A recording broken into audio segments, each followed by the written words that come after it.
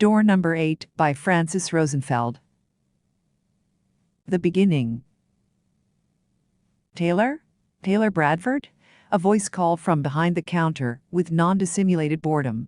I've got the reference materials you requested. Where do you want them? Taylor pointed to the table in the middle of the reading room, and one of the assistant librarians who were working in that section dropped the thick stack of books on it, went back behind his counter, and adjusted his earbuds to disappear into his own musical world. Taylor was at a loss as to where to go from here. How do you search for something as unthinkable as a door that doesn't exist, especially when you can't ask anybody about it? Logic kicked in impeccably and suggested that if there was any information to be found about such a thing, even folk tales or urban legends, the library would be a good place to start. She realized that was like trying to empty the ocean with an eyedropper, but since her sports training ended before the sun was even up, her schoolwork wasn't in any way overwhelming, her next-door neighbor was too young to understand, and she had had all the beer she could take in this lifetime. She found herself again with time on her hands. She took a wild guess that if there was something to be found, the metaphysics and religion section would be a good place to start, so she headed in that direction. Looking for redemption, Taylor? A somewhat familiar voice resonated behind her. It was Jessica. Why don't you start by making amends to the people you've wronged? Oh, boy, Taylor thought. Maybe I'm being punished, that's what this is. I crossed the line and got sent to hell, didn't I? I'm in hell? She smiled and turned around. Hi, Jessica. How have you been? Are you that much of an ass? How have I been, you insensitive jerk? Jessica exploded. Christine was right about you, but I didn't have the sense to listen to her. Christine, again. Must be a female solidarity thing, at least I hope so. Did I do something to upset Christine too? Taylor thought, instinctively retreating, with a tiny, frozen smile. Are you mocking me? Really? After all we've been through? How could you do this to me? Jessica's voice amplified, and in the middle of the quiet section, no less. The few other people who were there, seeking understanding of the great and immutable laws of existence, looked at them, startled and appalled. I have to do something, otherwise they'll kick me out of here, and I really want to be able to come back, Taylor thought. What to do? What to do? Well, apologizing never killed anybody, let's go with that. The problem is I don't know what I'm apologizing for. I'm really sorry, Jessica. I really didn't mean to. She tried an open-ended approach, hoping that Jessica might fill in the blanks. Oh, that. You are apologizing again? How little do you really think of me, Taylor? Do you think I'm going to fall for this apology cop-out of yours? You just think sorry solves everything, don't you? That went well, Taylor thought. Think, Taylor, think. We're through, you hear me? This time we're through. I'm done with your crap.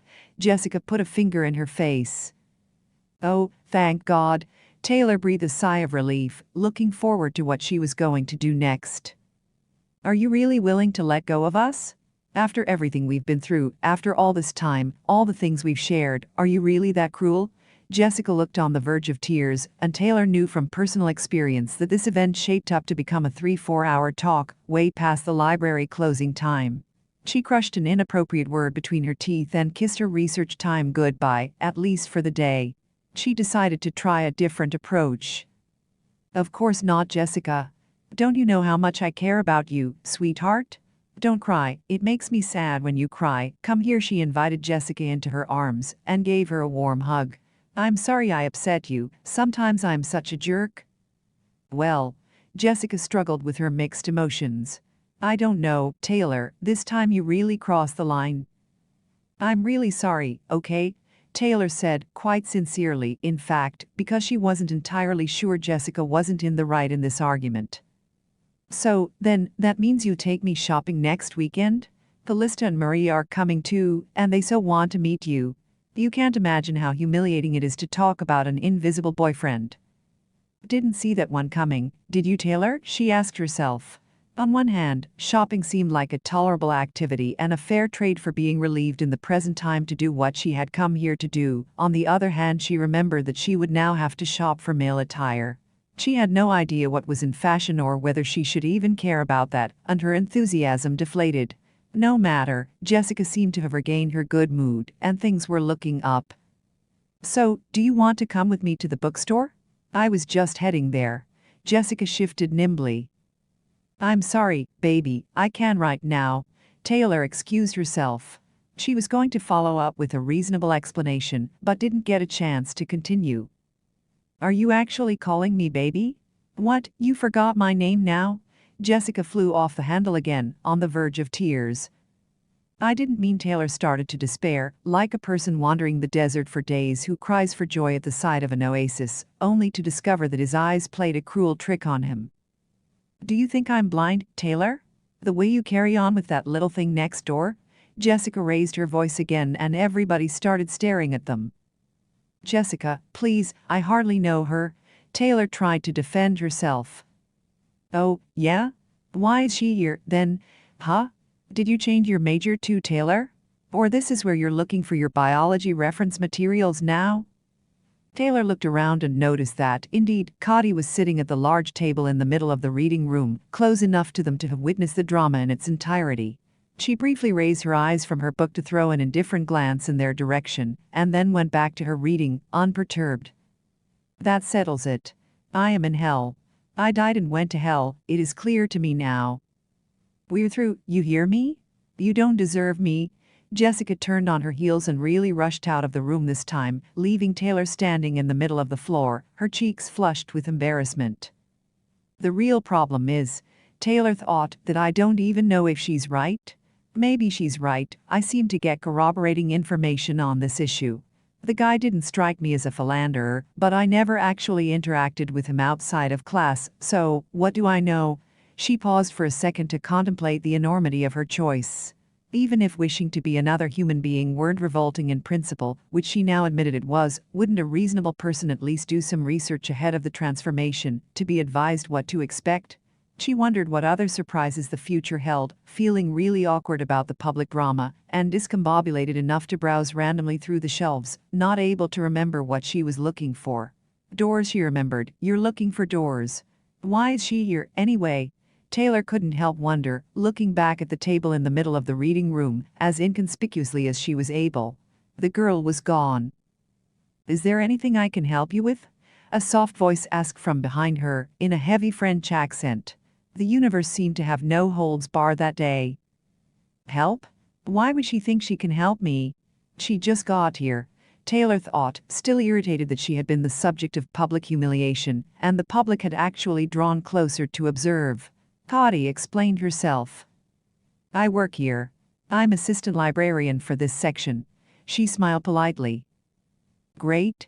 There goes my research. Between Iraq and Jessica, it didn't seem fair to take out her frustration on Cotty, who didn't have anything to do with her own life choices, however misguided they might have been. No, thank you. I'm just browsing. Well, if there's anything in particular that you can find, don't hesitate to ask me. Of course, Taylor smiled back, eager to go back to assessing which of the large number of books on the shelf in front of her was most likely to provide useful clues. It turns out people don't write books about doors that don't exist. They don't make up fairy tales about them, they don't create myths around them, they don't tell folk stories about them. Book after book opened wonderful avenues to knowledge, but turned out no actionable information for Taylor as far as her unbelievable adventure was concerned. Cotty was often there when her shift happened to overlap with Taylor's research time, and she kept bringing her the stacks of books she had checked out from the reference section, or directing her to the proper library area for one subject or another. For the most part, she sat at the end of one of the tables, reading.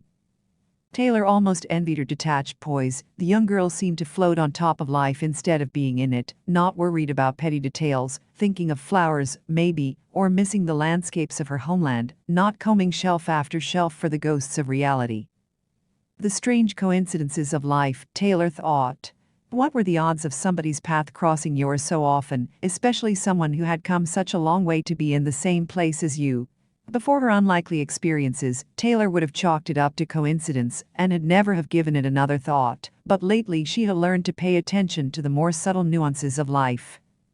She decided to try a different approach for breaking the ice, and asked Cotty to help her in her quest for information about things that didn't exist, since the latter had so kindly offered. Cody was shy but surprisingly knowledgeable in matters of metaphysics and religion, subjects which seemed to be of great interest to her. I should have known. Taylor reevaluated her previous attitude. Why else would a computer science major spend time at a lecture about the many transformations of the soul? Come sit with me, Taylor. Stay and talk, Cody said, with a friendly smile, pointing to a couple of chairs in one of the recesses between bookshelves. Taylor was a bit reluctant to comply, but followed her, surprised that Cody had something to say to her. After they sat down, the young girl looked at Taylor silently for a few moments, as if trying to judge if the guy had what it took to understand her. Well, her smile broadened after she finished her evaluation. What are you really looking for, Taylor? Not going to happen, oh, pretty little one, Taylor thought. I have no desire to spend quality time explaining to you that I am, in fact, a girl. She tried her very best to find a rationale for discussing the probability of time portals, but couldn't find one. In fact, she couldn't picture discussing any of the door experiences with anyone, while still expecting to maintain the illusion of sanity. Would you like a tinfoil hat with that? Cody was still staring, curious, waiting for her to talk. Great, Taylor thought. This is just great. Gotta love assistance. Why are people always so intent on helping you with things you would rather keep to yourself? Well, Cody asked at the end of a long silence. I'm not exactly sure. Taylor embroidered around the subject. I have a vague concept that I'm following, but I'm not sure how to put it into words yet. A concept relating to what? Cody asked, determined to be helpful. Reality. Taylor tested the waters. Cody looked around. Could you be a little more specific? That would be pretty much every book here. Taylor was about to lay another goose egg when she noticed, out of the corner of her eye, that Matt was staring at them. She excused herself, promised to return with a good answer, and went to talk to her friend. Dude, you're in so much trouble?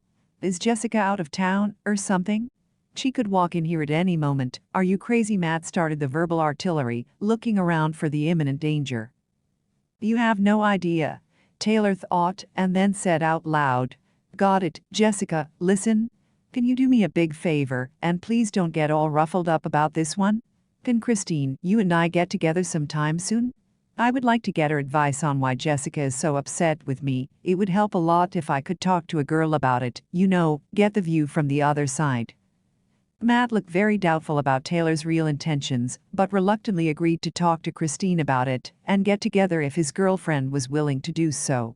Apparently Christine's impression of Taylor wasn't exactly stellar. What did I do to your girlfriend to make her all so upset with me? I simply don't understand, Taylor blurted, exasperated. Matt didn't answer, but threw a poisonous stare in her direction. Oh, Taylor thought. I hope I won't need to go into hiding to avoid all of my former flirts. Atta girl, Taylor. She realized that it was going to be a very awkward get-together, but she needed to find out where she stood with Jessica and what keywords would trigger the latter to start another public scene. I hope we are not engaged, Taylor thought. Who was to know, really? The next time Jessica asked her to go out, it could be to pick china patterns or sample wedding cakes. She had absolutely no idea how serious their relationship was, and the mere thought of getting hitched to a Jessica made her nauseous. She really had to find a way out of that nightmare scenario. Stringing a fake girlfriend along was not only wrong, but, given the latter's unstable behavior and distasteful outbursts, bordered on dangerous. She did meet Matt and Christine at the cafeteria, a nostalgic reminder of more genial times, but Christine was very reluctant to offer Taylor any information that would help shed light on her relationship with Jessica. Taylor remembered her alternate life behind door number 3 and wondered if her role in the current life, as far as her girlfriend was concerned, was the same one Matt seemed to have played in the other one, which was that of a human poodle. Taylor evaluated the option to reveal that she wasn't, in fact, Jessica's alleged boyfriend, and furthermore, she wasn't even male, but dismissed the solution as poorly thought out. Getting involuntarily committed to a mental institution just to avoid her stalker seemed like too high of a price to pay for freedom. How in the world did I get myself tangled in this? Taylor thought, irritated. There was something about this whole Jessica story that didn't jibe with what she'd experienced so far. It seemed too unlikely to have happened. And just think how much this is going to upset your father. He was so relieved when you and Jessica finally decided to go out together. Christine chided at the conclusion of her thoughts. Oh, hell no. All the blood went to Taylor's cheeks. She was rabid. Don't tell me that I got assigned to a Jessica as part of a business arrangement. Being male gets less and less appealing by the second. No wonder my former next-door neighbor didn't seem crushed over the loss of his identity. This body trade-off almost feels like a get-out-of-jail card. Forget the doors, the first priority is to get rid of the Jessicas. Christine's last comment did, however, shed light over her stalker's sense of entitlement and people's glacial attitudes towards her. Things were clear to Taylor now, even though they felt deeply offensive, and she had a good sense of how to move forward. Heart infinitely lighter, she headed back to the library to finish her conversation with Cotty. The thought that if one of her acquaintances saw her talk to the girl, they would automatically assume she was trying to pencil the latter into her busy schedule as a potential flirt was really unpalatable, but under the circumstances she didn't have a lot of room to maneuver around that. "You came back?" Cotty smiled, genuinely pleased. "Did you get any clarity on that which you wanted to learn?" Taylor frowned, embarrassed, wondering how on earth did she find out already? "I bet the whole campus knows by now. I must be the only person who was in the dark about it. I won't be able to show my face in public again." "About your concept of reality," Cotty clarified, half singing her words. "Your developing idea?" Not yet, still a bit foggy about that," Taylor replied, a little taken aback. "I'm struggling with my thinking, but, just to broaden my horizons, I thought I would explore a few fairy tale themes, you know?" "That's interesting. What themes, exactly?" Cotty's eyes gleam with amusement. Taylor gulped hard. "There seems to be a recurring motif about heroes going to another world in search of something, a challenge, a treasure, a cure, knowledge, that sort of thing." The other world?" She laughed out loud. "I'm sure I can come up with some research material about that. Are you looking for your fairy godmother?" she teased, with a twinkle in her eyes. "Serves me right for being an idiot. Even baby face here is laughing at me," Taylor thought bitterly. "Fairy tales indeed." "I think your phone is ringing," Cotty pointed out. Taylor checked it and found several unanswered texts from her mother, all about what color she was going to paint the room for when her son came home during the winter break. "You should answer that." Cotty smiled encouragingly and left to look for the books Taylor had inquired about. The latter got suddenly excited at the thought of having a real holiday, even though she tried to stifle her excitement under a morose comment. "Really, Taylor, don't you think you're a bit old for chestnuts roasting on an open fire?" She then remembered the scene would likely include a reckoning with her father, who expected her to show up with Jessica. Her mood got gloomy, only to brighten up a second later at the thought that she was grateful her father was alive. Her emotions ceased odd like that for a little while, from "I'm so happy I have a sister" to "why does my mother always take her side while I catch all the heat," from getting annoyed that her mother needed to consult her about the smallest details to feeling really happy that she had a family who cared about her, even if they overdid it a bit at times. She shrugged and looked towards the counter to see if Cotty had found any of the books she was talking about, but the girl was nowhere in sight. The clock had struck 4, and Cotty's shift was over. Great, Taylor thought. This just never ends, does it? Nobody cares? She left the library in a sour mood, trying to be as inconspicuous as possible, just in case she accidentally crossed paths with Jessica. She needed to put together an action plan first on how to handle her girlfriend's wrath. The following week passed quickly, in a blur of midterms, assignments, and a million other tasks whose urgent status overshadowed Taylor's interest for legends, myths, and mysteries. She spent a lot of time at the library during that week, but nowhere near the metaphysics section. She was feeling a little guilty about that, and she wondered whether Cotty had kept her word, and, as she had promised, there was a tall stack of books behind the assistant librarian's counter, just waiting for Taylor to pick them up. She was slowly getting used to being a man, a task she didn't, in her wildest dreams, imagine she would have to undertake. It felt a little strange that none of old Taylor's friends and acquaintances noticed the obvious differences in personality and demeanor, and that after her initial shock of acknowledging the change, shock all of them chalked up to the use of a mind-altering substance yet to be revealed, Taylor's life had picked up right where it had left off. The strangest part of this experience was that in order to maintain order and normality in her life, if one could call the fact that Taylor Bradford had become a different person, male, captain of the football team and heir to Bradford Industries, normal, she had to let go of reality itself. Society doesn't take kindly to people who experience things outside of the norm. It unconsciously perceives them as a threat to the common welfare and natural unfolding of events, and for this reason, it pushes the perpetrators further and further towards the edge of what's acceptable until they eventually fall off. Taylor didn't want to fall off. So, cost-benefit analysis over, she did her best to enjoy her new masculine role, a position which at least offered the benefit of perspective, if nothing else. Lost one good girlfriend, bad. Gained one good male friend, good. Got stalked by intolerable girlfriend, bad. Grew up with both mom and dad, good. Had sibling, very good. Maybe the other Taylor was right, she thought. I should count my blessings, this life is really not that bad, all things considered. She looked in the mirror at the familiar face that wasn't hers, and noticed her beard badly needed trimming. What in God's name am I thinking? She exploded. I have a beard? I'll never get used to that. I'm not so far gone that I can just switch to another body and be okay with it. Be that as it may, this was her state of fact, and the only person who could shed light onto the issue was now staring at her from the mirror, a foot taller than usual, and donning facial hair. I got to get out of here, before I completely lose my mind. Taylor made the abrupt decision to go back to the library, find Cotty, and try to forget for a couple of hours that her life had evolved into a surrealist play. On her way there she heard the clock strike 4, and got instantly irritated at the thought that Cotty's shift had just ended. No doubt the girl was just about to leave, and the short-term coping mechanism that Taylor had devised for herself was not going to pan out. She changed her mind and turned towards the cafeteria instead, haunted by the ghost of Jessica's wrath, and somewhat satisfied to notice her girlfriend wasn't there. Taylor really didn't care about Jessica's antics anymore. Nevertheless, she placed the fact that she didn't have to take a stand for her freedom and self-respect right then and there in the plus column. Matt approached her the moment she entered the room. Did you hear? He told his friend, excited. Jessica is getting married. She's taking a couple of years off from college. She might decide to come back later, if she feels like it. How are you dealing with it, man? Matt patted Taylor on the shoulder, not knowing whether to offer congratulations or sympathy. I'm sure I'll live. Taylor smiled, thinking that this new life presented her with strange circumstances, some of which turned out to be to her advantage. How did she get so lucky? Things like these didn't just happen by accident, she thought.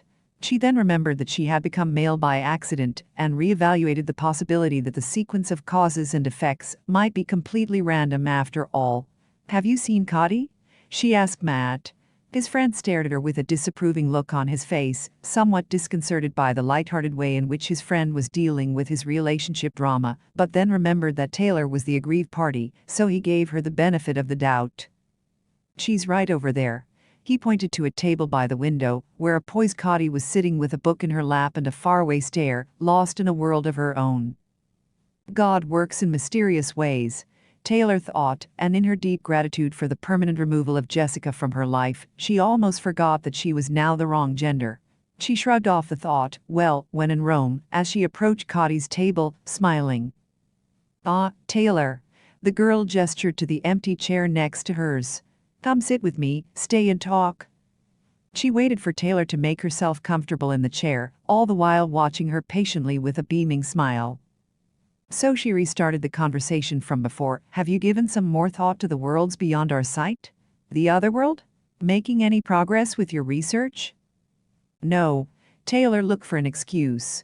I've been so busy with my midterms and projects, I didn't have time to work on that at all. What a pity. Cotty stared at him, with the same beaming smile. These things are very important, you know? Eternal, she argued. Life will find a way to keep you busy, but you have to make time for these other things, always. Tests, they will be there for you, and then you pass them and poof, they're gone, as if they'd never been. Today, tomorrow, every day. Better set your sights on things that last. Taylor felt a little annoyed being lectured by a freshman on the meaning and management of her own life, but not enough to spoil what promised to become a lovely afternoon. What was it about her male persona that seemed to make it irresistible for girls to boss her around? I hope I'm not bothering you. Cotty answered her mental commentary without even realizing it, and then looked Taylor straight in the eyes, suddenly very serious. I've been told I tend to get a little preachy at times. Not at all, Taylor reassured her. In fact, I was on my way to the library to see if you had found any of the books we were talking about last week. I've been looking forward to browsing through them. Some. Cody nodded. Not all things are learned from books, you know, she mentioned, with a glimmer in her eye. Some things you just have to learn from your own experience. Is she flirting with me? Taylor asked herself, feeling like a complete idiot. The gender shift had drowned the subtle cues of dating behavior, and between the cultural differences and the unfamiliar male perspective, she couldn't tell whether Cody was trying to give her an opening or was just being friendly. Some things we can even remember if we know how to seek them out. Often we don't think we do, but we certainly can. The girl continued, unperturbed by Taylor's obvious awkwardness. Cody looked like she wanted to burst out laughing, but did a great job of maintaining her composure. She's making fun of me, Taylor thought. Getting rejected twice in half an hour must be a new record. I'm thinking congratulations are in order. But, like I promised, I selected a few books for your studies, she said. I've been waiting for you to pick them up, but since you didn't show, I brought some to the dorm. I can give them to you when we return there, if you'd like. Or maybe she isn't, Taylor thought. You should be taking your instruction more seriously, you know, Cody admonished, suddenly stern. Not everybody is blessed with opportunities like yours. Don't take them for granted. Some people don't even make it past the front door in this school, and you need people to chase you around campus with materials for your research. I apologize, Taylor blabbed, surprised by the sudden professorial tone, which made her feel like she needed to spend her lunch recess writing.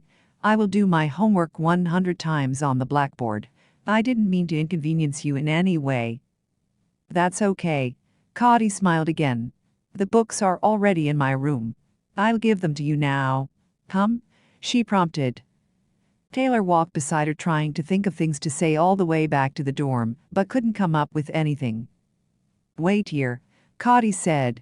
She opened the door to her room and slammed it shut behind her, before her companion had a chance to get a glimpse of what was inside. Taylor stood in front of the closed door with nothing to do but to stare at it, and her previous memories suddenly took hold of her mind. She could almost see the old sign, the one that couldn't make up its mind whether to be a number 8 or a lemniscate, superimposed over the banal number 9 that adorned the door now. Forget it, Taylor, she told herself. If you hold any hope for even the semblance of a normal life, this is and has always been room number 9. What on earth is she doing in there? It sounds like she's carving the books out of the walls with a pickaxe. The noise coming from room number 9 was drowning the sounds of all the surrounding activities. What is it with this room that makes it a never-ending remodeling project? Taylor continued musing. There were sounds of power tools and metal studs dropping to the floor, and rivets being blasted through metal sheets. After a long wait, Cody finally came out, carrying a stack of books so tall that her whole person was hidden behind them. She handed them to Taylor, who was surprised to notice that, despite the girl's graceful ease in handling the tomes, they were very heavy. These should get you started, Cody said. Read them carefully, you will need the additional research this quarter, she declared, frowning at the thought that, maybe, she had been too severe. Care for a sweet? She offered Taylor a peace offering. Sugar plums from a box of confections that seemed to have materialized in her hand from thin air. Taylor's hands were full, so she politely declined. I thought you said you liked them. Cody finally burst out laughing. She scrunched her face, as if to adjust a pair of glasses on the bridge of her nose, and said, See you in room 9.